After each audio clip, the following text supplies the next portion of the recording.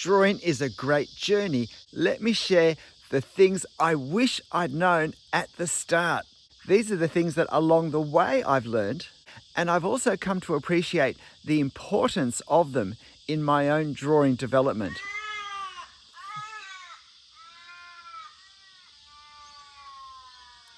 And while it's a bit late for me to use them to fast track my beginner stage, it's not too late for you. So here's the first one. Work out as best as you can where you want to end up with your drawing. And by that I mean what sorts of things you want to be able to draw, how you want to be able to draw them, both in terms of what you use to draw them with and some sense of the style, the technique that you want to be able to develop.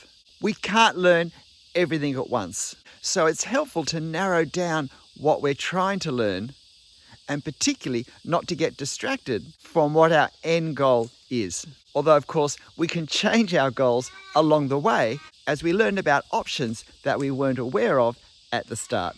Because a common mistake at the beginning is to spread ourselves too thinly, is to get too excited about too many things, to see too many options and want to try them all. But in fact, trying to learn too much too quickly will actually slow down our learning process. But if we focus, we fast track. And we focus on fewer areas so that we learn early in our drawing adventure how to go deeply in our skills. Because learning how to go deep in anything in itself is a skill. Otherwise, we can try a lot of things, particularly different material and different drawing styles, and in the end, go very shallow in a lot of areas. And then all we learn is how to go shallow.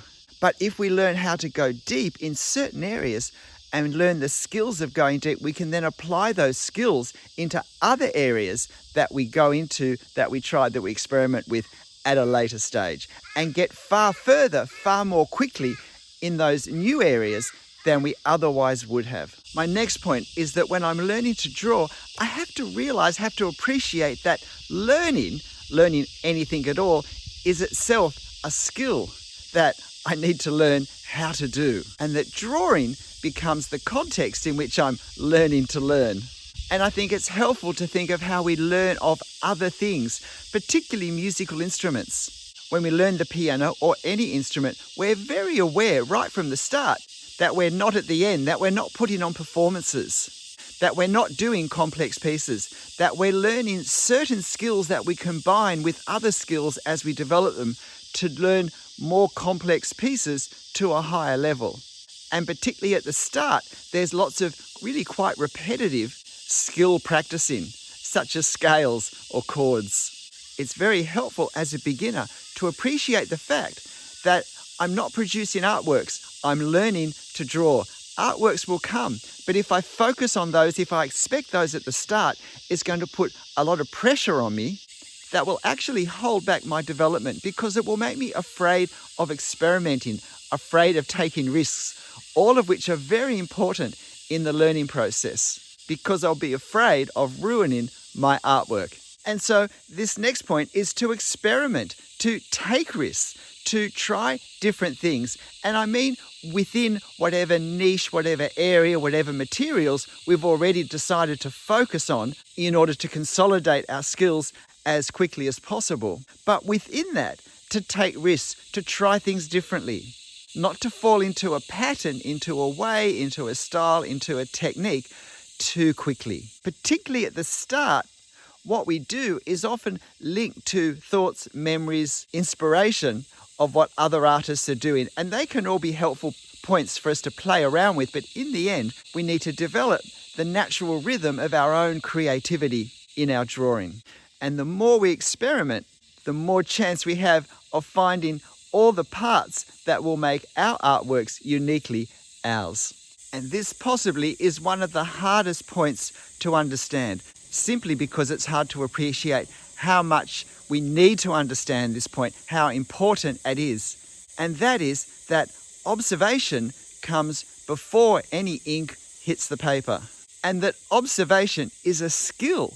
And therefore we need to learn how we need to observe in order to maximize our drawing And the problem is we think we know how to observe because we've learnt how to observe for everyday life. But everyday life observation will only get us so far in the observation that we need to do to draw well. When we draw, we actually need to observe things that aren't important in most everyday life observation. We need to observe a lot of detail a lot more intensely if I'm drawing a building than if I'm walking around it.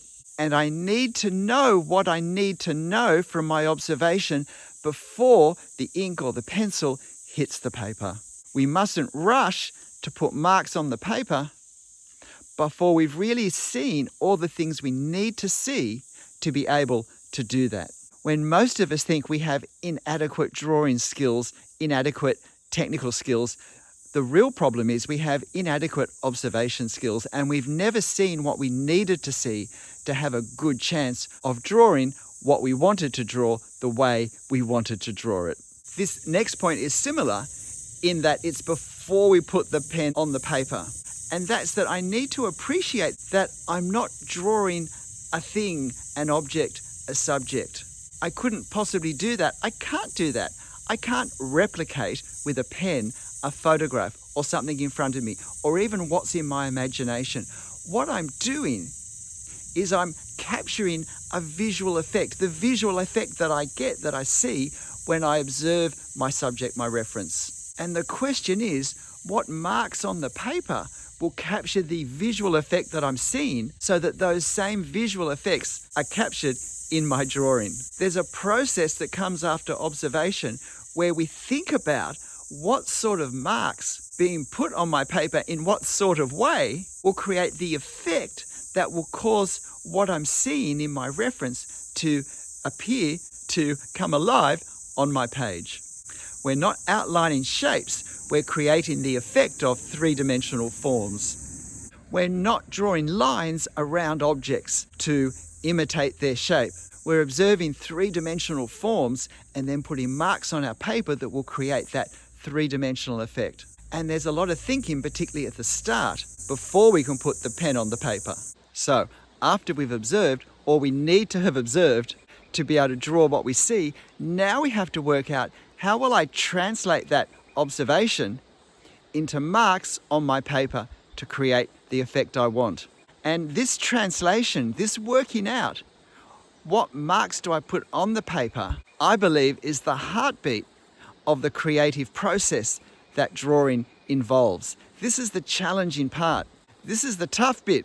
This is the bit that will in the end determine what my drawing looks like far more than the skills I have drawing straight lines or curves or perspective. And as these choices settle into certain patterns, into certain rhythms, they will start to develop into what will become my drawing style. And this is why copying the drawings of other artists is a dead end as far as my own development of my own drawing ability style, because I don't develop any of the creative thought processes in copying someone else's lines and marks. They've done the creative thinking, the creative process, the translation work. I'm merely copying that. I'm not having to work to learn that very important skill myself. So when I go to draw an original drawing myself, I don't have that skill. And that might often mean that I can do what looks like a great drawing from someone else's drawing, but when I go to do my own, I don't even know where to start. And that's because I haven't developed the skills to then progress from the observation to the marks on the paper. And if you're finding these helpful, please hit the like button. That's a very real way you can help me and my channel. And I would love to hear in the comments, if you're beginning at drawing, what's the greatest challenge that you think you're facing? I may even get ideas for future videos from them. This next point is that it is important to realize that when I draw something, I'm not actually drawing that object. I'm not drawing that thing, that subject. I'm drawing how it appears in that reference or in front of me or in my mind under certain conditions of light and distance and other things. And it's capturing the conditions and the effect that the conditions have on what I'm seeing that will really inject realism into my drawing. We'll take it from being a cartoon and start to give it the impact of real life. When I draw from a photo, I'm not trying to draw all the detail I see in the photo. Photos capture overwhelming detail, impossible detail. I could never draw that. And even if I could, why would I when I have the photo? But photos have weaknesses, and my drawing can actually improve on the weaknesses of the photo. And that's what I want to do. But I want to see what is the effect of what I'm seeing and what marks will capture that effect. When I draw foliage, I can never or almost never draw all the leaves. Instead, I'm capturing the effect of the leaves. This is such an important distinction to have in our mind. I actually have a playlist on drawing, on capturing the effect of a whole range of different objects, from foliage to architecture to crowds. This next one may be the biggest challenge that some of us as beginners face, but if I'm on a self-taught drawing journey, if I get to make all the decisions about what I do, when I do it, how I do it, then I have to realize that as well as being the student, I'm the teacher. And if I'm the teacher, I have to do at least the most important things a teacher does. And one of the most important things is I need to mark my own work, or perhaps to use a more art word, I need to critique my drawings after I've done them. I need to look at them and say, not just, is this any good or not, but have I achieved what I was trying to achieve? And if I have, why? Because I want to remember that. And if I haven't, why not?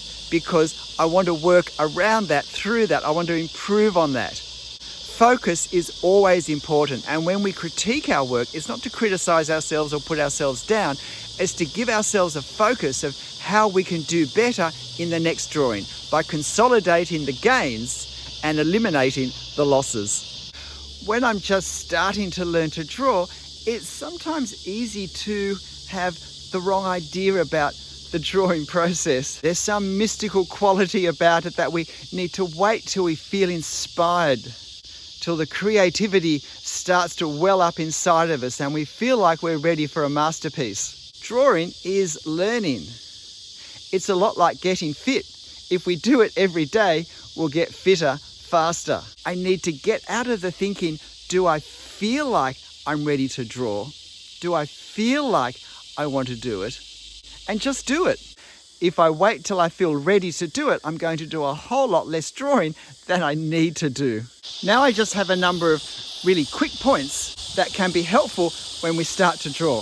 The first I've touched on, stay focused within a particular niche. So as well as using the same medium, whether it's pencil or pen or watercolor, charcoal, restrict yourself to sort of the same subjects, whether it's trees or buildings or animals, for a while, because it will help us focus our energy, our observation, and our creative thinking more easily. From a learning point of view, I will learn more faster if I draw more frequently for less time. Half an hour drawing 3 times a week will be far more productive for my learning than 3 hours of drawing once a week. From a learning process point of view, it's very helpful to do the same drawing twice, preferably as close together as possible. When I draw the same scene a second time, I get to start where I left off. I have all the observation that I engaged with the first time still in my head, but I can now go beyond that in my second take. I know what marks were or weren't successful in my drawing, and so I can adapt my marks in my second drawing more effectively. When I've redrawn the same scene twice in close succession, I'm always amazed at how much better the second one is. Drawing a smaller size drawing eliminates a lot of the things we have to struggle with in a larger size drawing. So as a beginner, it's easier to draw well, it's easier to learn the lessons we need to learn in a smaller size drawing than a larger one. This next point can be hard to do, but it's don't go past drawing what you can draw well. It's very tempting, particularly if we have a niche such as architecture that we love seeing, we love engaging with, and we want to draw, to be attracted to, let's just say I've just walked up a hill, let's just say some of the more challenging scenes, the ones that really excite us to look at. It's natural that we want to draw them, but very rarely can we draw them well at the beginning, and therefore what we learn is how to draw things badly. Whatever we keep doing, we'll get better at doing. One of my children used to rush their piano practice, and I used to say, you're going to get really good at playing the piano too fast if you keep doing that. And it's the same with drawing. I shouldn't try and draw the Musée du Louvre until I can draw a simple cottage and then work my way up by degrees to the grand architecture that possibly really excites me. As well as starting at a reasonable level for what I'm able to do, it's also helpful to start with the materials I particularly want to learn to use in my drawing. So if I want to learn, and not just the materials, but the way I want to be able to draw. So if I want to learn how to draw freehand in ink, it's a mistake to start with pencil because I think, oh, well, that's an easier medium to use. No, it's not. It's just a different one. There are challenges as well as advantages in drawing with pencil. And the fact that I can erase pencil, if I ultimately want to learn to draw in ink, directly in ink, will actually be a liability. It will actually stop me developing the way of thinking and the confidence to draw without the chance of erasing. And when I'm beginning to draw, if I'm drawing from a photo as my reference, then the easiest way is to try and do my drawing the same size as my reference. Again, it's a simpler process. There are less things I have to juggle and get right to get a satisfactory result. When I can confidently draw in proportion the same size, then I can start to experiment with making the size smaller or larger. And when I do, I have a stronger skill level with controlling proportion from having worked to control it at a simpler level when I go then to the challenge of keeping things in proportion in more complex ways. G'day, I'm Stephen Travers. If you're beginning the drawing journey, I hope some of these points have been helpful, both in a bigger picture way and in a more specific, perhaps you could say more practical way as well. But these are the things that I've learned on my drawing journey that I wish I'd known at the start, because I'm convinced they would have let me go further, faster in my drawing if I'd been aware of them. So I hope they're helpful for you. But look, whatever you draw, however you draw, make sure you have fun. I'll see you next time. Bye.